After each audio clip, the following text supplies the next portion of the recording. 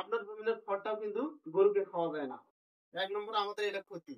2 নম্বর হচ্ছে ধানের যে দাম তার চেয়ে কিন্তু অনেক সময় খড়ের এখন বর্তমান দাম। খড়ের বর্তমান কত দাম?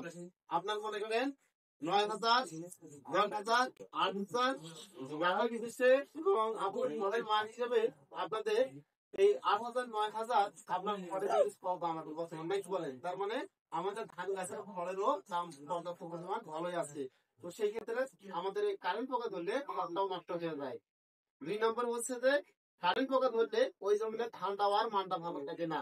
3 নম্বর হচ্ছে আপনার যদি 5 জন যদি জমি থাকে, ধানের জমি যদি 5 জন থাকে আর যদি কারেন্ট পোকা ধরে যায় 2-2.5 মাস পর পর আমাদেরকে ফাঁড়ি করে দিতে হয়, না হলে আবার সুন্দর করে ওষুধটা না দিতে পারলে কারেন্ট পোকার কাজ করে না। তাহলে 2.5 মাস করে ফাঁড়ি দেওয়ার জন্য 5 জন জমি থাকলে আমাদের 2 থেকে 3টা কামলারও প্রয়োজন হয়, নাকি বলেন? তাহলে দেখা যাচ্ছে আমরা যদি 5 জনে যদি 3টা কামলা নেই তাহলে আমাদের কত করে কামলা লাগবে? সর্বনিম্ন 4 থেকে 500।